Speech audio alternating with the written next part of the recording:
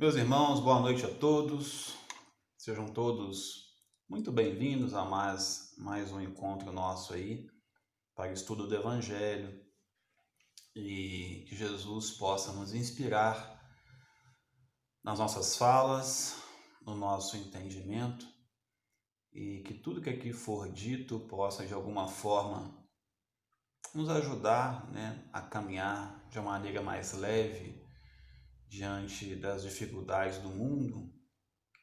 Vivemos tempos muito difíceis e precisamos nos cercar de instrumentos, de recursos a facilitar um pouco a nossa caminhada.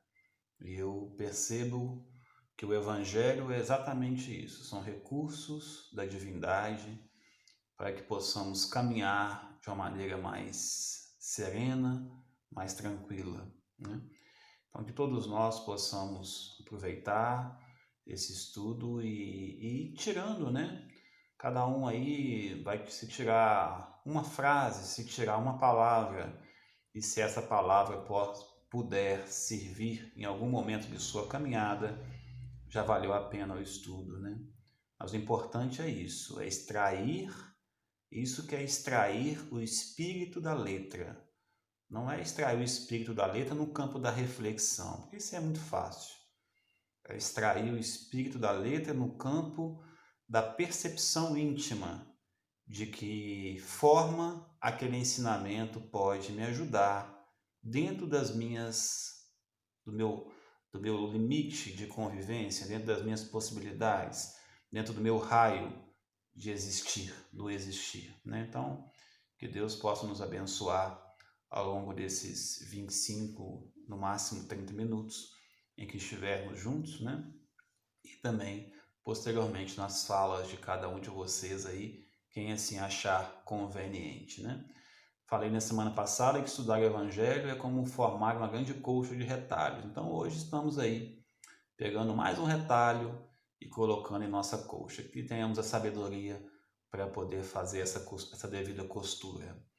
Bom, na noite de hoje, nós vamos estar estudando um texto muito interessante que a nossa companheira leu por nós, que está no livro Caminho, Verdade e Vida, que é o texto cujo título é Nuvens, Nuvens, né?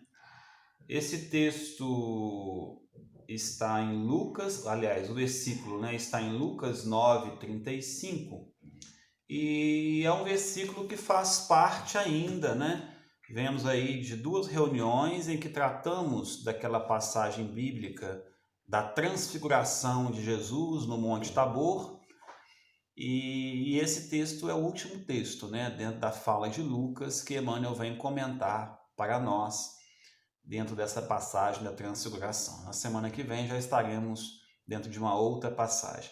Eu gostaria de ler novamente, meus irmãos, a passagem como um todo, até porque estamos fechando hoje, essas 3 reuniões tratando do mesmo tema. Então acho que vale a pena a gente sempre ler o Evangelho, Espírita não gosta muito de ler a Bíblia, não, Eu tenho mudado um pouco isso em mim, mas não é fácil mesmo, não. Mas vamos lá. Está em Lucas 9:28 até Lucas 9:36. O evangelista nos diz assim: E sucedeu que cerca de 8 dias após essas palavras, tomando consigo Pedro, João e Tiago, subiu a um monte para orar. Enquanto ele orava, a aparência de seu rosto se tornou outra, resplandecendo suas vestes brancas. E eis que 2 varões conversavam com ele, os quais eram Moisés e Elias, que sendo vistos em glória, falavam sobre o seu êxodo. O êxodo aqui seria a partida de Jesus, o desencarne de Jesus, que estava prestes a se cumprir em Jerusalém. Pedro e os que estavam com ele, sobrecarregados de sono, ao acordarem, viram a glória dele e os 2 varões que estavam com ele. E sucedeu que, enquanto eles se afastavam dele, disse Pedro a Jesus: Mestre, é bom nós estarmos aqui e que façamos 3 tendas, uma para ti, uma para Moisés e uma para Elias. Quer dizer, não fica dúvida alguma que eram os 3 mesmo, Não sabendo o que estava dizendo. enquanto ele falava essas coisas, surgiu uma nuvem que fazia sombra sobre eles. Ao entrarem na nuvem, eles temeram, tiveram medo, né? E surgiu uma voz da nuvem dizendo: Este é o meu filho, o eleito ouviu, que é o versículo que nós vamos estudar. E encerra a passagem com o 9:36, que diz assim: E quando surgiu essa voz, Jesus se encontrava sozinho. Eles se calaram e a ninguém relataram nada do que tinham visto naqueles dias. Então, essa, meus irmãos, é a passagem aí que trata da transfiguração, ok? Bom, é uma passagem riquíssima, riquíssima. Tem muita coisa para ser estudada nessa passagem, né? Mas de cara nós podemos tirar, e Emmanuel veio trazendo isso para a gente ao longo do estudo, fenômenos físicos mesmo, né? Na primeira reunião falamos um pouco aí, nessa reunião anterior da semana passada, falamos um pouco da transfiguração, né? Do processo de transfiguração de Jesus. Um processo anímico em que Jesus se apresenta um pouco da sua forma talvez mais real, né? Na semana passada falamos de um outro fenômeno que foi a aparição de Elias e Moisés, ou seja, só existem duas possibilidades: ou foi uma aparição, digamos, mediúnica, né? Se Pedro, Tiago e João eram médiums, eles poderiam ter visto os três mediunicamente em espírito, né? Ou a segunda possibilidade é uma materialização, que eu acho a mais plausível, porque a gente percebe pela leitura do Evangelho que Pedro era tão palpável a presença daqueles três, que Pedro quis criar uma tenda para os três, né? O Evangelho chega a dizer que Pedro não sabia o que estava fazendo, ele não entendia daquilo, né? Não entendia desse processo de materialização. Então, dentro dos estudiosos aí, né, que a gente vai pesquisar, existe um consenso maior de que era um processo de materialização desses dois espíritos. E no processo de materialização, qualquer um pode ver, médium ou não médium, ok? E agora estamos falando de uma voz. De repente, né, estão lá Jesus, Elias e Moisés conversando, falando sobre o que aconteceria com Jesus em Jerusalém, que seria a sua crucificação. E de repente surge uma nuvem, e que abraça todos eles, e eles não conseguem mais ver nada, muita coisa, e dessa nuvem surge uma voz, né? E essa voz diz que é o nosso versículo de estudo. E surgiu uma voz da nuvem dizendo: Este é o meu filho, o eleito, ouviu.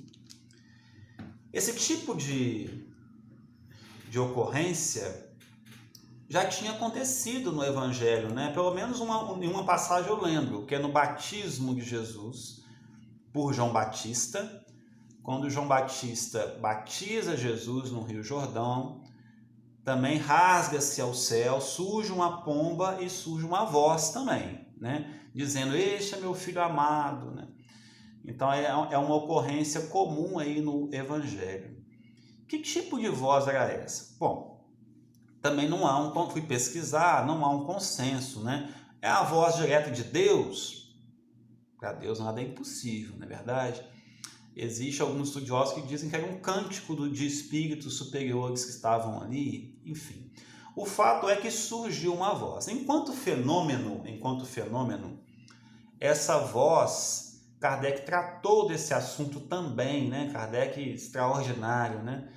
No livro dos médiuns, anotei aqui, no capítulo 12, a partir do item 150, Kardec vem falar do fenômeno de voz direta, ou pneumatofonia, que é quando surge uma voz, e essa voz ela não é o médium que está dizendo, é uma voz que surge no ambiente, assim como tem também a escrita direta, né, que é um fenômeno extraordinário. De repente tem uma página ali, você consegue ver as letras irem surgindo com uma forma meio cinza, e com uma mensagem, por exemplo. É um fenômeno, né? Kardec vem explicar esse fenômeno em profundidade, tanto o da escrita direta quanto o da voz direta, né? Eu imagino que nesse caso seja um fenômeno de voz direta. Eu digo imagino porque eu fui pesquisar, a maioria dos estudiosos dizem isso, né? Então é um terceiro fenômeno, né? Extraordinário isso nessa grande reunião mediúnica. Talvez a maior e sensacional reunião mediúnica que a gente tem notícia, que pelo menos foi relatada, e graças a Deus que relataram isso pra gente, é esse encontro, né? Nós temos ali Jesus, Tiago, Pedro, João, Elias e Moisés. Uma reunião extraordinária, né? Jesus, espírito puro, Elias e Moisés, espíritos de escola, também muito elevados, né? E 3 discípulos que estavam na condição de aprendizes, mas que se tornariam futuramente sustentáculos da mensagem de Jesus, né? Tiago Maior, que seria um dos primeiros mártires do cristianismo. Nós temos aí Pedro, que seria, né, a sustentação da proposta cristã, ali na casa do caminho, né? Dando prosseguimento à proposta de Jesus, né? E João, o evangelista, aquele discípulo que ficou mais tempo encarnado, que trouxe o evangelho de João, que trouxe o Apocalipse, trouxe algumas cartas. Então, é uma reunião realmente extraordinária e é bom demais, né, a gente poder estar aqui estudando sobre isso, né? Por isso que às vezes vejo que as pessoas separam muitas coisas, né? Mas a reunião não é reunião de estudo do Evangelho, está falando de pneumatofonia, que é voz direta, mas nós estamos lendo a Bíblia, né? Estamos lendo o Novo Testamento. E, né, no Novo Testamento nós temos diversas passagens que, graças a Deus, Kardec veio nos ensinar, porque senão fica tudo como mistério de Deus, né? Se não tivesse o livro dos médiuns, uma passagem como essa ficaria, a princípio, como um mistério de Deus. Quem quiser saber mais sobre o fenômeno da voz direta, vai lá no Livro dos Médiuns, capítulo 12, a partir do item 150. Ok, meus irmãos? Bom, aí Emmanuel vem trazer um título para a gente. O título é Nuvens. Eu sempre acho os títulos de Emmanuel extraordinários, né? Esse ele pega uma palavrinha, nuvens, coloca ele como título, mas recheada de significados, de entrelinhas, né, que a gente pode tirar para poder refletir sobre o texto, né? Aí eu fui pesquisar, primeiro que nuvens, a expressão nuvem não é difícil de encontrar lá na Bíblia, principalmente no Velho Testamento. Nós temos dezenas de passagens no Velho Testamento que falam de nuvens, né? Vou ler apenas umas duas aqui que eu acho que está no meu computador na minha frente aqui, olha só. E então o Senhor apareceu na tenda, na coluna de nuvem, e a coluna de nuvem estava sobre a porta da tenda. Está lá em Deuteronômio 31:15. Mais uma. E os homens de Israel tinham um sinal determinado com a emboscada, que era fazer levantar da cidade uma grande nuvem de fumaça. Está lá em Juízes. E sim, tem várias passagens. A maioria delas, que eu fui lendo aqui algumas, umas 20 passagens curtas que cita nuvem, normalmente a palavra nuvem está vinculada a uma revelação divina, a um contato do ser encarnado com o plano espiritual num grau de profundidade maior. Normalmente é assim, né? Dentro das passagens que eu li aqui. Então, me fez pensar o seguinte, talvez, em alguma dessas passagens, talvez nem fosse uma nuvem que apareceu realmente. Sempre que falta para nós um sentido ou uma relação com algo que a gente conhece, é natural do nosso intelecto que a gente vincule aquela experiência a algo que você sabe. Então, por exemplo, como a gente desconhece a divindade, se a divindade se apresenta a nós, nós vamos relacionar essa aparição com algo que a gente conheça. No caso dos hebreus do Antigo Testamento, eles sempre faziam isso com nuvem. Pode ser uma nuvem mesmo que surgia, né? Mas eu vejo que é mais uma metáfora, é mais um símbolo, né? A nos dizer que a divindade se fez presente através de uma revelação ou alguma coisa nesse sentido, tá? Então é importante colocar isso aí. Agora, e demonstra também a nossa dificuldade de compreensão da divindade, né? Nós temos dificuldade em compreender a divindade até hoje. A gente conhece algumas coisas sobre Deus, sobre os atributos de Deus, mas a gente tem limites, a gente não consegue caminhar muito além dali porque a nossa limitação intelectual, espiritual, moral, emocional é muito pequena para compreender Deus. Kardec trata disso na codificação espírita. Está lá na questão Livro dos Espíritos, meus irmãos. Questão número 10. Só um minutinho. Quando Kardec trata dos atributos da divindade, a questão 10 nos diz assim: o homem pode compreender a natureza íntima de Deus, né? Nós podemos acessar a intimidade profunda de Deus, assim como Deus acessa a nossa intimidade profunda? Resposta: não. É um sentido que lhe falta, ou seja, a gente não consegue. Questão 11. Será dado um dia ao homem compreender o mistério da divindade? Não a natureza íntima, o mistério. Percebermos mais o que é Deus, né? Resposta: quando seu espírito não tiver mais obscurecido pela matéria e pela sua perfeição estiver próximo dele, então o verá e o compreenderá. Mais lá na frente, na questão 244, vem dizer se é possível ver a Deus. E aí os espíritos respondem: somente os espíritos superiores conseguem ter uma percepção melhor da divindade, né? Então a gente percebe aqui realmente, aí como a gente não tem essa percepção, o que aconteceu? A nuvem. Na nuvem, apareceu uma nuvem aqui, né? Então, enfim, então é importante a gente quis trazer essas conexões, né, do Velho Testamento, porque Emmanuel, quando coloca um título nuvem, não é por acaso. Já conversamos várias vezes sobre isso aqui, né? Ele não vai colocar nuvem ao acaso. Ele, como professor de evangelho que é, conhecedor profundo do Velho Testamento, ele está fazendo uma relação. Então, eu fui buscar, pode ser que a relação seja essa, pode ser que não, mas fica aí o nosso estudo, ok? Mas vamos agora ao texto em si.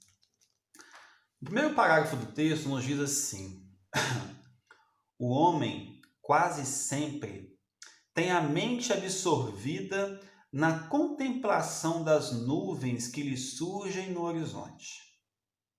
São nuvens de contrariedade, de projetos frustrados e de esperanças desfeitas. Então aqui Emmanuel vem dizer o que ele quis dizer com nuvem, né?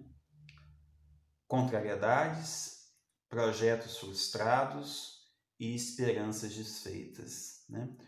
Nós, por vivermos num planeta de provas e expiações, é natural que a gente passe por essas nuvens. Todos nós enfrentaremos contrariedades. Todos nós teremos projetos que às vezes você se dedica tanto àquilo e que eles são frustrados. Todos nós teremos algumas esperanças, né, expectativas que serão desfeitas. É natural que seja assim, né? Mas é interessante quando ele coloca na parte de cima assim: o homem quase sempre tem a mente absorvida na contemplação das nuvens que lhe surgem no horizonte. Muitas vezes, meus irmãos, a gente começa a perceber uma fase difícil em nossa existência. Estamos vivendo algo assim agora, né? Quando a gente projeta no horizonte em termos de humanidade, a gente vê uma sombra em função dessa pandemia. Talvez essa sombra já tenha estado mais densa, não sei. O fato é que nós estamos vivendo um tempo de nuvens, um tempo de sombra. Mas Emmanuel chama a atenção para a nossa postura de contemplação das nuvens. E eu fiquei pensando sobre isso. Muitas vezes, ao surgir uma dificuldade ou passarmos por uma experiência que a nosso ver foi negativa, nós ficamos apenas contemplando aquilo. Nós não temos uma postura ativa diante da situação. Nós temos uma postura totalmente passiva de contemplação. O que é essa postura de contemplação que eu estou querendo dizer? Às vezes apenas de lamentação, de reclamação, se achando o pobre coitado, se achando não merecedor daquela experiência, né? Se a nuvem surge, o primeiro passo é identificarmos. Vivemos num mundo de provas e expiações e é natural que surjam nuvens. A questão é o que fazer diante dessas nuvens. Volto na minha fala inicial, quando eu disse que evangelhos são recursos, são instrumentos, para que possamos utilizar, não nos tempos de bonança, nos tempos de mar calmo, mas nos tempos de tempestade, nos tempos de nuvem. Então, acho que Emmanuel vem chamando nossa atenção para isso, né? Passemos mais a fugir dessa postura passiva de apenas contemplação, de ficar ali olhando, reclamando, se automutilando, e temos uma postura mais ativa. Não, veio para mim, essa situação surgiu em minha vida. Como cristão, eu preciso entender que sou merecedor dela. O que fazer diante dela? Eu acho que é o convite que Emmanuel vem nos fazer aqui, né? E Emmanuel segue da seguinte forma: por vezes desespera-se envenenando as fontes da própria vida. Desejaria invariavelmente um céu azul à distância, um sol brilhante no dia e luminosas estrelas que lhe embelezassem a noite. Todo mundo quer isso, né? Olhar no horizonte e ver um céu azul, sol brilhante e a noite salpicado de estrelas. É a busca equivocada de todos nós. Eu disse equivocada porque nós temos a bênção do Espiritismo que nos diz que vivemos num mundo de provas e expiações. Então não será assim. No meu Evangelho do Lar, que eu faço sempre aos domingos aqui, eu e minha esposa conversávamos sobre isso. E não é fácil realmente você pensar nisso. Parece até uma situação a ficar pensando em coisas ruins. Não, é ter a percepção real de que vivemos num mundo de dificuldades. E às vezes nós vamos criando projetos de vida imaginando que serão apenas dias de sol, dias sem nuvem, com o céu recheado de estrelas. Não, as dificuldades vão surgir em algum momento, né? Então temos que ter essa percepção e não ficarmos nessa busca por dias sem dificuldades. Na verdade, a grande proposta do Cristo é construir a paz dentro de nós nos momentos de dificuldade. Quando você olha para fora, está um turbilhão de coisas, mas você internamente está sustentado pela paz do Cristo. Essa é a nossa dificuldade aí, né? Seguindo aqui, contas o Evangelho a formosa história de uma nuvem, né? Emmanuel, o personagem de Emmanuel é uma nuvem, não é verdade?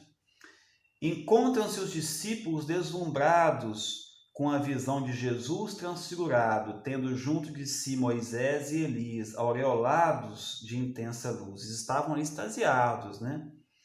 Eis, porém, que uma grande sombra comparece, essa relação que sempre existe entre luz e sombra, né? Mostrando realmente que vivemos num mundo de dificuldades. Não mais distingue o maravilhoso quadro. Eu parei aqui e fiquei pensando, eles estavam ali com Jesus, Elias e Moisés. E eles não conseguem mais perceber, porque às vezes no momento de dificuldade, nós nos esquecemos de tudo aquilo que a gente vai aprendendo e buscando aprender, de todas as lições que a gente tem contato nas nossas leituras, nos nossos estudos, nas nossas conversas, né?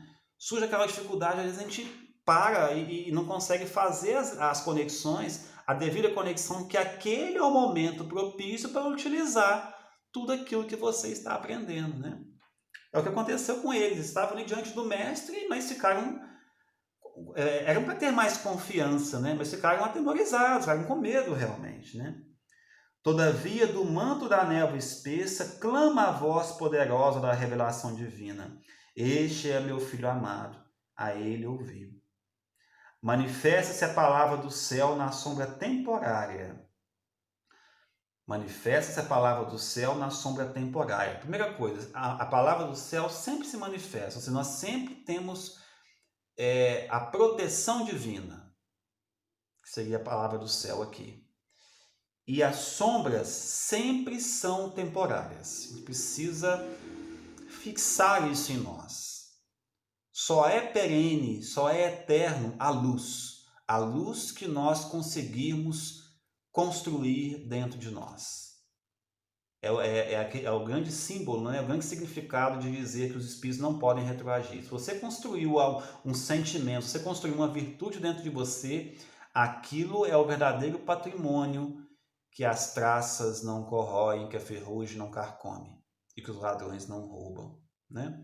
Então, precisamos aí estar sempre lembrando disso. As sombras são temporárias.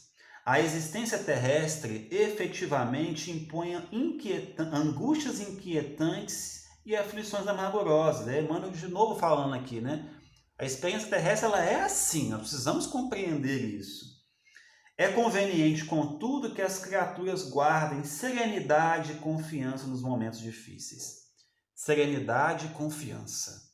São palavras que a gente precisa tirar desse estudo. Serenidade e confiança. Confiança no sentido de fé, de acreditar realmente que nós estamos sob a tutela de um Deus soberanamente bom e justo. E quando a gente tem essa confiança, a serenidade se torna um pouco mais fácil de se criar morada em nossos corações. Não é verdade, meus irmãos? E no final, Emmanuel vem nos dizer o seguinte: as penas da luta planetária contêm esclarecimentos profundos, lições ocultas, apelos grandiosos. A voz sábia e amorosa de Deus fala sempre por meio deles. E aí a gente tem que ter ouvidos de ouvir, né? Que será inclusive o estudo da nossa próxima semana. Nos momentos mais difíceis é que a gente tem que tirar os esclarecimentos profundos, as lições ocultas e os apelos grandiosos. Se nós fizermos uma análise das experiências que nós tivemos até então mais difíceis, nós vamos perceber que as grandes lições da nossa encarnação atual vieram desses momentos, né? Nós ainda temos essa necessidade de aprender nos momentos de dificuldade. E é bom que seja assim, é bom que façamos isso, né?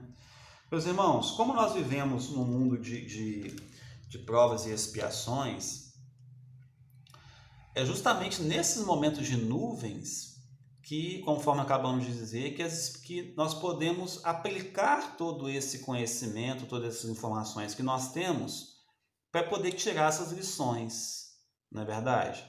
E não nos esqueçamos do seguinte: nós estamos reencarnados e ao reencarnarmos, nós temos aqueles espíritos protetores que ficaram na nossa tutela, que nos guardam, que nos olham, que nos protegem, que nos inspiram.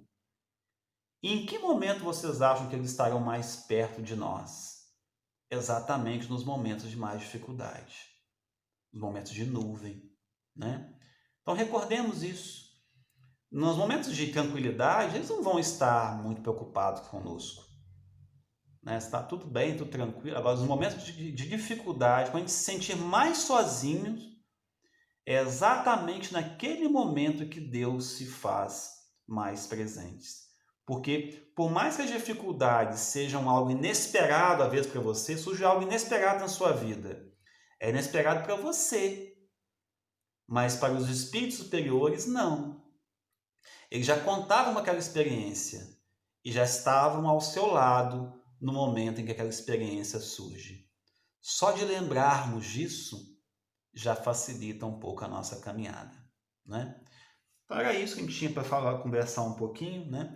Esperamos aí os comentários dos nossos amigos. Um abraço a todos e que possamos estar aqui juntos na próxima semana, se Deus quiser.